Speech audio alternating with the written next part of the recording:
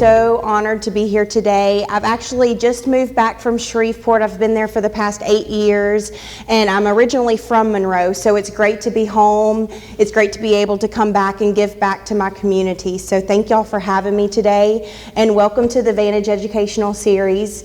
Like Mary Frances was saying, it is National Diabetes Awareness Month, and so this was only fitting that I get to talk to y'all about diabetes today, especially because it's so prevalent in the South and in our U.S. population.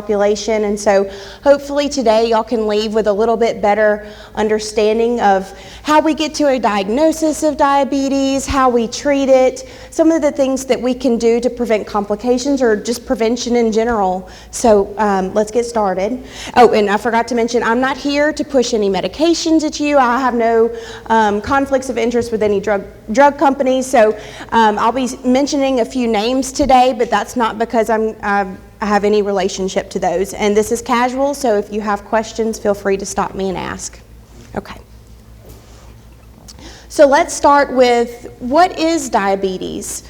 Well, I'm going to throw out a little bit of jargon and then we're going to kind of break it down. So it's an abnormal metabolism of the carbohydrates and the sugars that we're eating, causing us to have increased levels of blood sugar.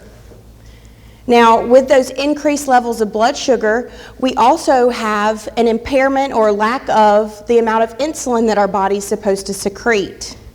And we're going to talk about what insulin is in just a second. And we can also have our body become resistant to its natural amount of insulin that it has. So here's a picture of our pancreas. That's an organ that sits right at the top of our stomachs here, and it is made up of many different cells. But the particular cell that we're interested in today is called the beta cell.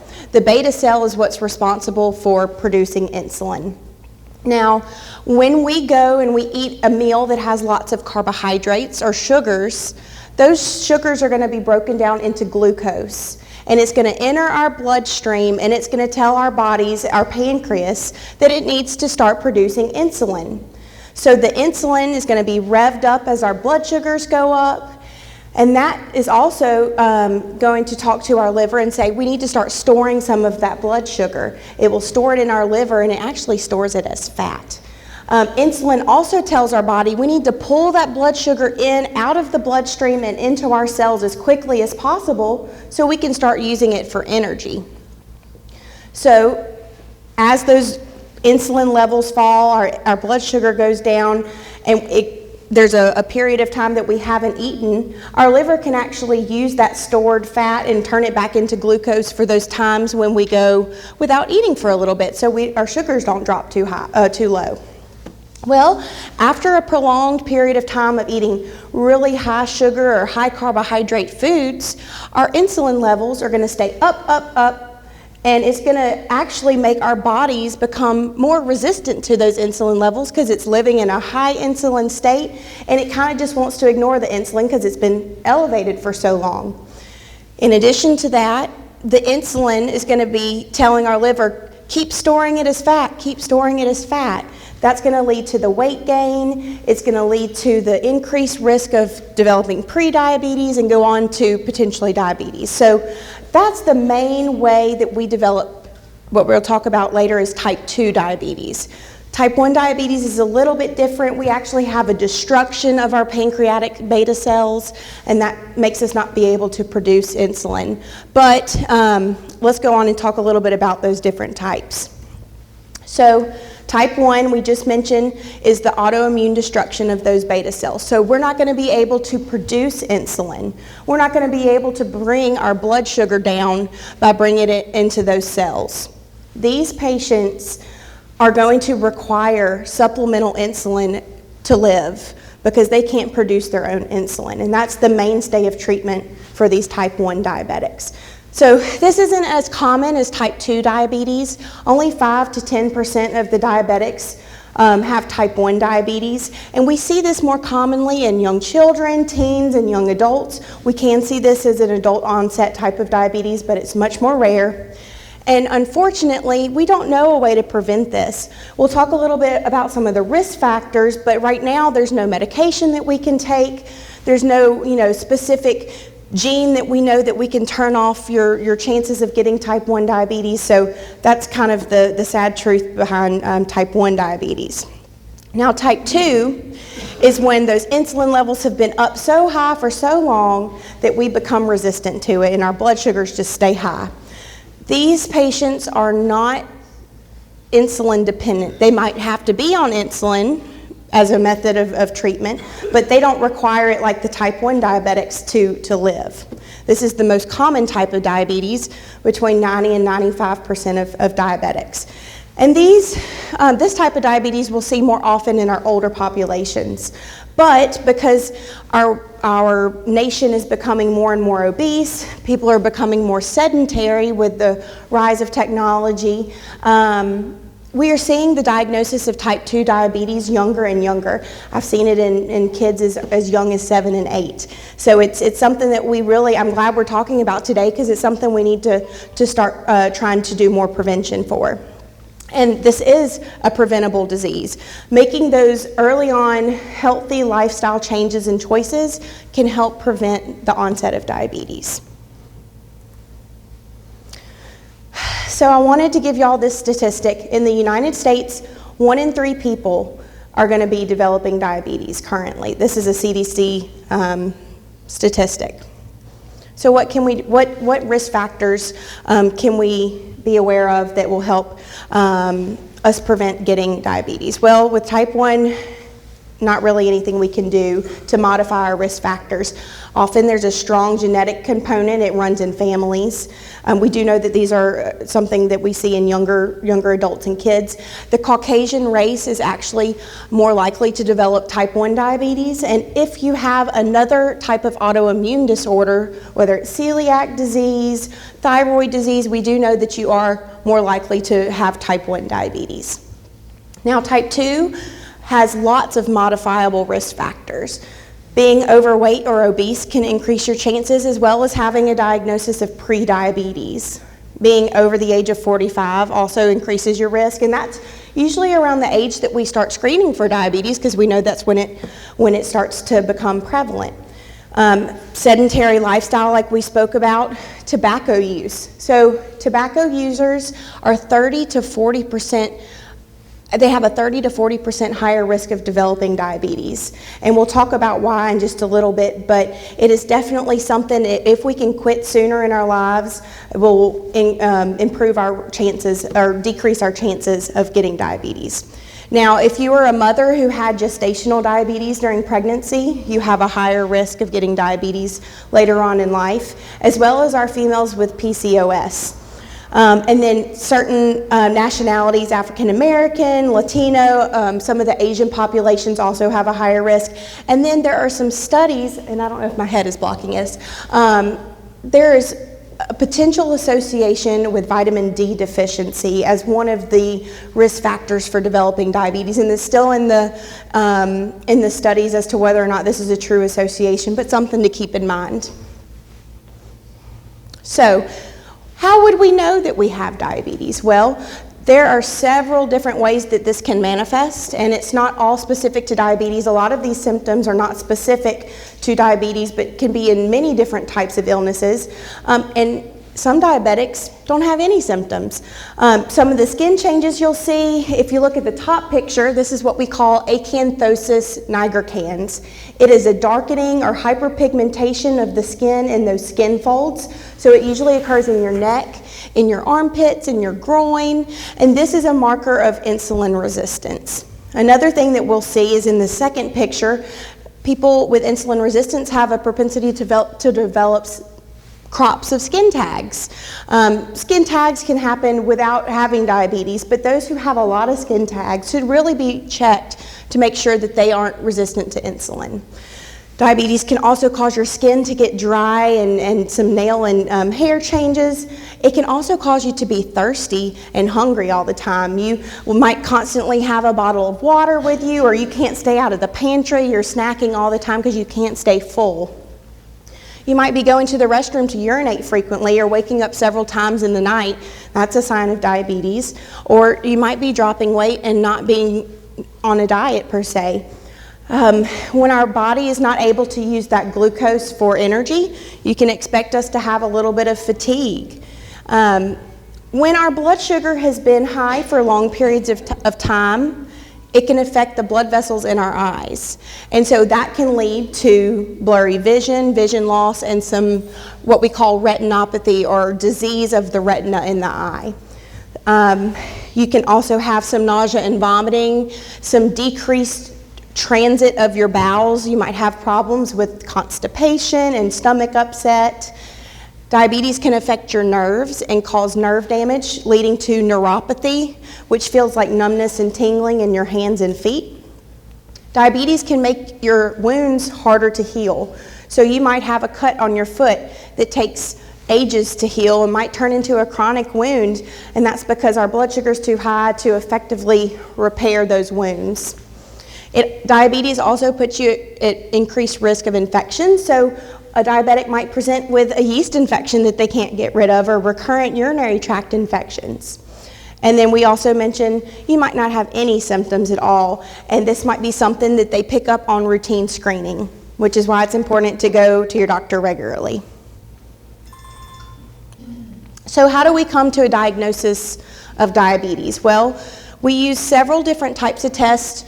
The most common one that we use is called an A1C. So this is a test that looks at your average blood sugar over the last 3 months, and it tells us a percentage of the amount of sugar that's attached to your red blood cells.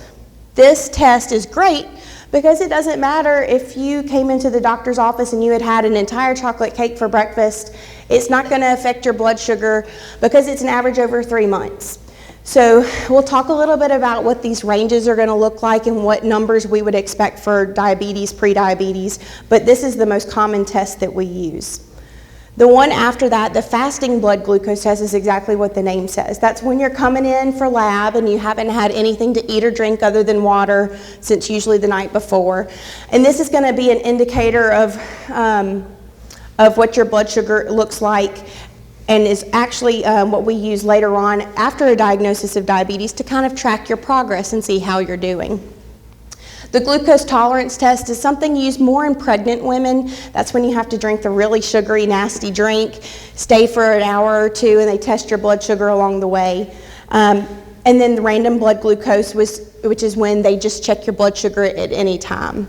And then if there's any concern for type 1 diabetes, we can check for the specific antibodies against your pancreas to see if that's a concern. So we'll talk through what numbers we should expect. So the A1C test, that average over 3 months. For a diabetic diagnosis, we would expect the number to be 6.5 or higher. Now we do have a pre-diabetic range, and that's between 5.7 and 6.4. And the normal is below 5.7. When you're coming in and you haven't had anything to eat or drink, if your fasting blood sugar is more than 126, that's when we need to be concerned for diabetes, because normal is less than 100.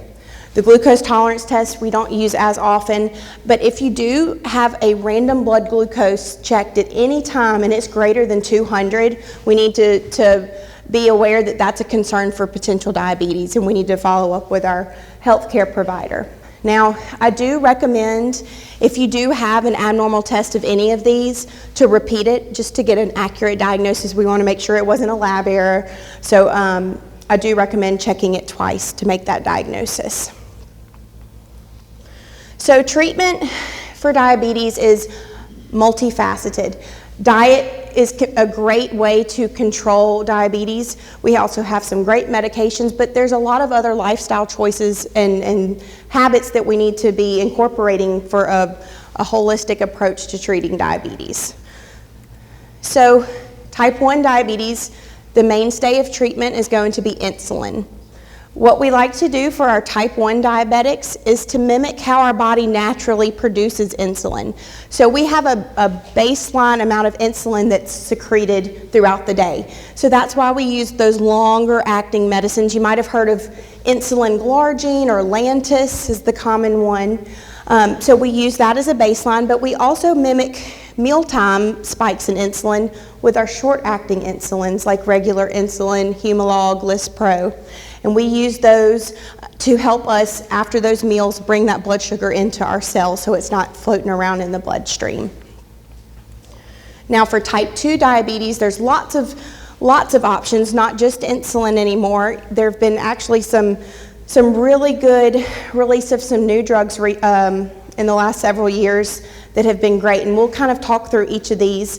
Metformin is the gold standard treatment for initial onset of diabetes. It's a safe drug. It's usually very well tolerated except for some minor stomach upset, and it has very few contraindications. Metformin really is only held when you have pretty severe kidney disease or you're on dialysis. But what metformin does is it doesn't tell your pancreas to release more insulin. It actually tells the rest of your body to become more sensitive to insulin. So we decrease the amount of insulin resistance that we have. So we don't have to worry, because our insulin's not going up, up, up. We don't have to worry about our blood sugars dropping too low. That's why it's one of the really safe medications. One of the side effects that I like to talk to my patients about is that there is occasionally a little bit of weight loss with metformin, so it's a good medicine. Now, the sulfonylureas, it's been around for a long time, and it's one of the less expensive medications for diabetes. It is one of the medicines that tells your pancreas to rev up its insulin production, which means it puts you at risk for hypoglycemia, which is one of the serious complications of diabetes treatment. So, also with the sulfonylureas, it can increase your weight loss. Because you have that increase in insulin and you're telling your liver to store it as fat, we're going to get larger. And so that's one of the side effects of the sulfonylureas that's less than desired. The glinides are similar to the sulfonylureas. They can cause hypoglycemia, they can cause weight gain, and those two are kind of the older diabetic medications. Now, I'm not going to try and pronounce this next one. I like to call it the TZDs. But it's a medicine that decreases our insulin resistance. It's comes with a good bit of side effects like increased risk of heart failure, bladder cancer, bone fracture. It's less commonly used. The DPP-4 inhibitors also increases your insulin resistance, and it's one that's pretty commonly combined with metformin. You might have heard of Januvia, but it has only a modest increase or improvement in your blood sugars. Now, the next two I'm really excited to talk to you about because I think they're great medicines, and they're two of the newer medicines.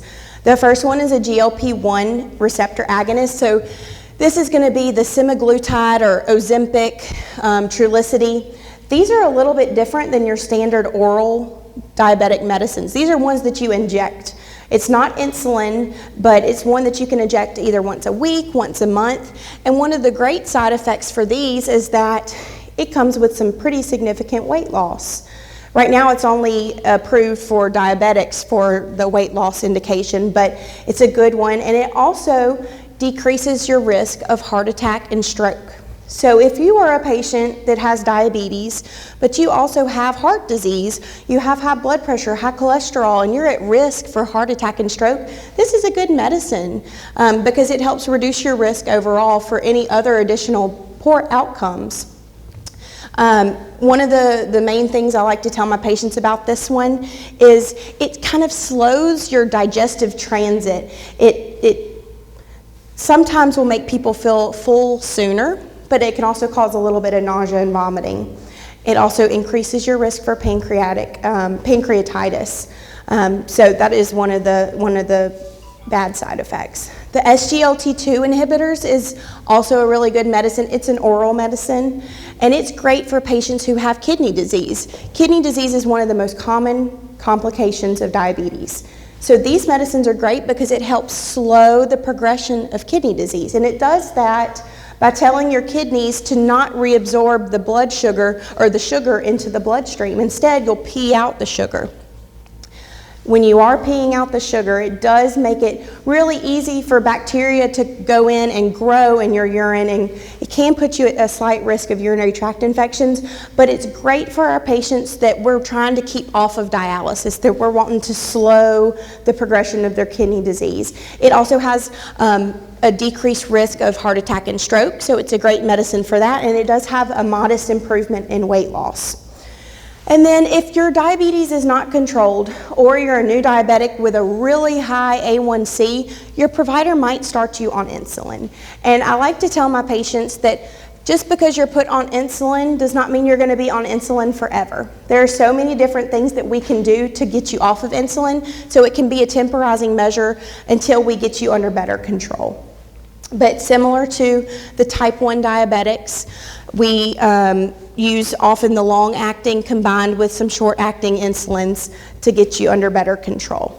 Now, with these medicines, if you see the medicines that have the asterisks next to them, those are the ones that cause low blood sugar.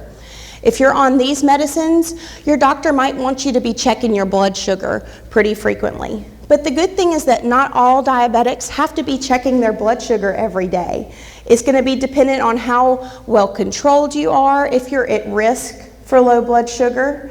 And so it's something I do like to tell my patients if they have a new diagnosis is you don't have to go out and prick your finger every day. We need to get you under good control, and if that's the case, we can just take our medicine and not have to worry about dipping too low. Did you have a question? Yeah, the things they have on their skin. Yes, ma'am. How good is that? So it's really good. So those are called continuous glucose monitors.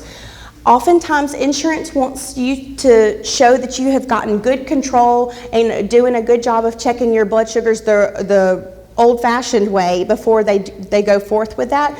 But it's really good for patients that want to know what certain foods that they're eating that might spike their blood sugar, or when their sugars are the highest, because it kind of just gives you a good graph. And a lot of them are linked to your phone nowadays, so for the tech-savvy people, it's great.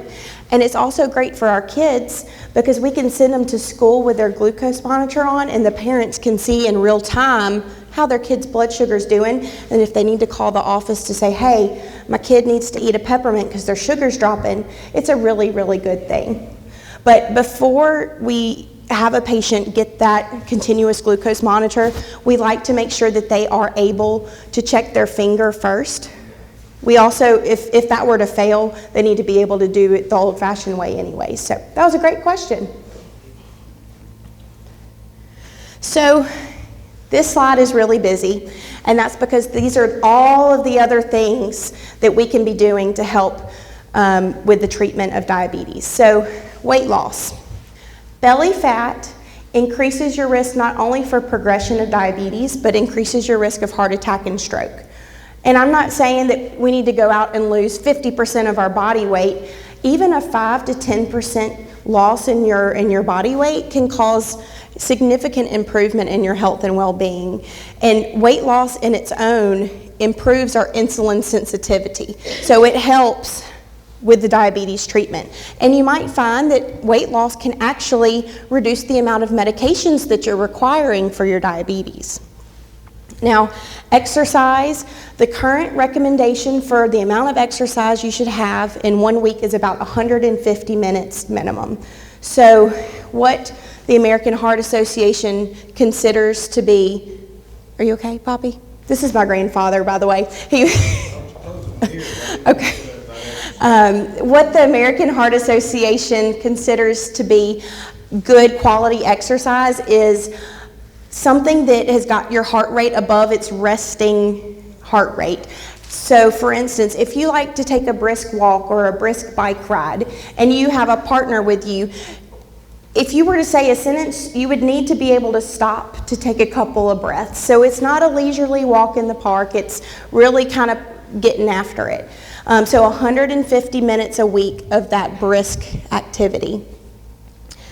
Similar to weight loss, this helps with improving your insulin resistance, but it also can help control your blood pressure. It releases those happy endorphins so you feel better afterwards, and it helps you sleep better too. So exercise is really important. Now, healthy eating. I am not one to suggest any of the fad diets to my patients because I don't think it's realistic to go and eat nothing but baked chicken for a week. What we do know that works is cutting out the foods that increase your insulin. So cutting back on those carbohydrates, potatoes, rice, corn, pasta, bread, all of the things that makes Louisiana diet delicious. In moderation, and also cutting back on those refined sugars, so the candies, the cakes, the sugary coffee drinks, the sweet tea, all of those things that are going to spike our insulin. Now, some people, they substitute those foods with lots of green vegetables, so they fill up on that, and they eat a bunch of protein to stay full. Other people will reduce their overall calories that they're eating, or they might do intermittent fasting where they go 16 to 20 hours in a day without eating, so they're not eating as many calories. Other people, you might have heard of the keto or ketogenic diet. None of these have been proven to be better than the other. What we do know that works is cutting down on your carbohydrates and your sugars, because that's at the root of the cause of diabetes. Now, we talked about how our smokers are at a higher risk. Oh, yes, ma'am. Sorry, can I ask you, Sure. like natural sugars like honey Mm-hmm. are, I can't think of another one, but is that? So honey is great in that it has lots of immune boosting properties. It has a lower glycemic index, so it doesn't spike your insulin as much as those white granulated sugar foods, but it still does. And so in moderation, it's fine. I don't think that everyone needs to make their lives miserable and never have honey ever again, but not something that you're adding to your tea every day. Drinking your tea without honey and then special occasions is always okay. You're welcome. Okay, so smoking cessation. Smoking, depending on how many cigarettes you smoke a day, is going to determine how much of an effect those have on the ability of your cells to be resistant to insulin or sensitive to insulin. So those who smoke more are going to be at a higher chance of having insulin resistance. So smoking, curbing the or cutting out the smoking as soon as possible is really going to help predict how good of an outcome you'll have with your diabetes. Now, establishing a good relationship with your doctor is perhaps one of the most important things that you can do when you have diabetes.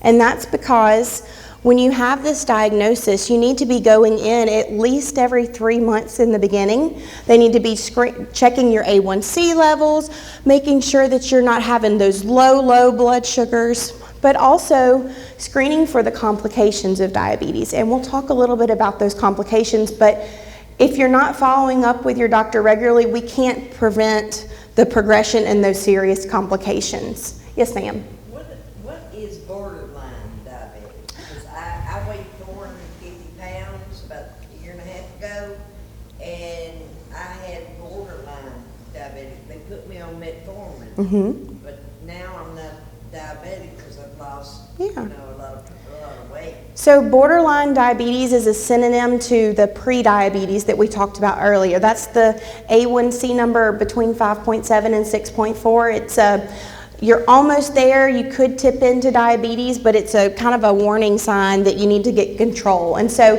some doctors will start you on metformin to help you prevent tipping over into full-blown diabetes. And it helped me lose weight, and it cut down on my appetite, which, I've lost almost 275 pounds, so. Wow, that's wonderful. And what I do, I cut out most of my bread now. The biscuit, I feel guilty about eating biscuit. I'm sorry. And the honey and the jelly, I apologize. That's okay. This hopefully will be, a wake-up call to some of those who need it. But I always eat, before 7 o'clock. That way it gives your system time, to use up what the bad stuff. But I don't hardly eat bread. I don't eat potatoes. I eat very, very little rice. And just cut back. Just did it myself, and everything is fat-free that I eat. And fat-free stuff doesn't taste fat-free. It kind of worries you, like, is that really, Yes, ma'am. Well, a personal testament to that, my father was diagnosed last year with diabetes, and his A1C number was close to 10. he cut out his carbs and his sugars, and it was on a very low dose of metformin, and now his A1C number is below the pre-diabetic range. He's in the normal range. So it really is a testament to how much the diet contributes to diabetes. And so it's something that we all just can make that conscious effort to choose the healthier options so we don't have to be on a bunch of medicines. Now, speaking about the complications of diabetes, one of those is that it puts us at higher risk for heart attack and stroke. We also know that high cholesterol levels can also increase that risk. So when you're going to your routine doctor's visits, they're going to be checking your cholesterol levels, and they might, even if they're not super, super high, they might want to start you on a cholesterol medicine called a statin. And that's not only to help lower the current levels that you have, but more of a preventative measure to reduce your risk of heart attack and stroke. We also like our diabetics to be seeing the eye doctor at least once a year, and this isn't just the optometrist where we go and get our prescription redone. This is the dilated eye exam that everyone dreads. And the reason they have to do that is they have to look into the very back of your eye to look at those blood vessels to make sure that they haven't been affected by diabetes. So we talked about how you can get diabetic retinopathy or disease of the retina, but you can also get cataracts, you can get glaucoma, you can get macular edema. Those are all the complications of diabetes, and so better blood glucose control and these routine screenings of your eyes can really help catch that before it progresses and you lose your vision. In the same token, diabetes affects our nerves. It can affect most commonly our hands and our feet. And 50% of diabetics have neuropathy.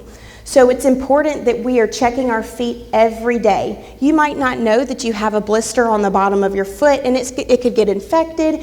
You could go on to having a chronic wound that might have to end in amputation. So checking the bottoms of your feet is super important. Wearing shoes all the time, not walking around barefoot. Making sure you're cleaning in between your toes, and wearing really good shoes are the most important things we can do to help protect our feet. And we do have some things that we can do to test your sensation in your feet to see just how progressive it is. And diabetics also have some problems with their toenails. Diabetes actually can cause thickening and hardening of your toenails, and so getting routine care for your feet is super important to prevent any damage because we don't want to lose our feet.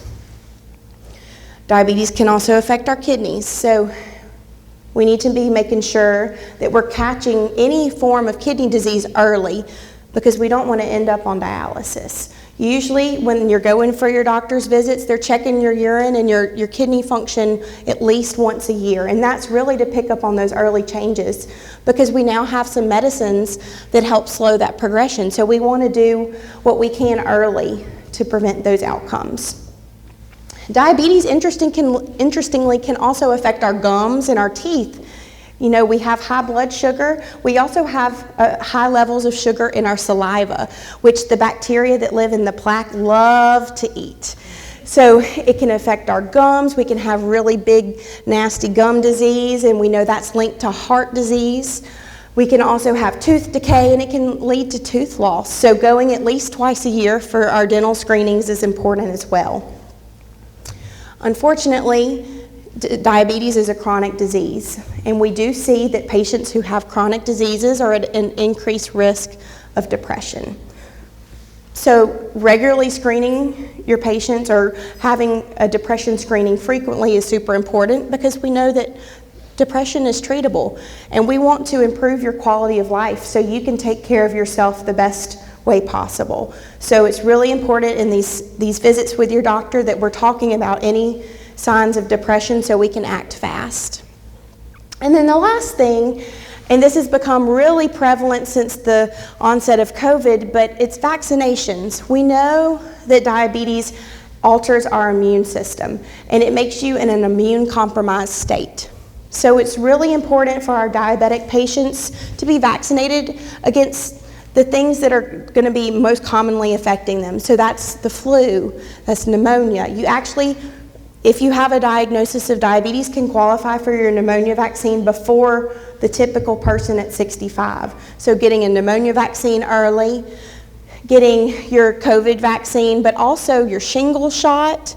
And if you're not immune to your hepatitis vaccine, going through that series again is important as well. Okay, so we have a diagnosis of diabetes. How do we know we're controlled? So for the typical person with no other super serious health conditions, we want their A1C number to be around 7. Now this is going to be different for somebody who is at an extreme of age, because we don't want to drop their blood sugar too low and risk them passing out, having a hypoglycemic coma or seizure. And if they have those serious health problems, the chances are it's going to affect their life expectancy more than the diabetes, and so we don't have to be as strict. Now, for those who've been told by their doctor that they need to be checking their blood sugar, for diabetes, we want that fasting sugar when you first wake up before breakfast to be between 80 and 130. And then if you ever have to check after a meal, 2 hours afterwards, we want it to be less than 180. So those are kind of where we want to be shooting for.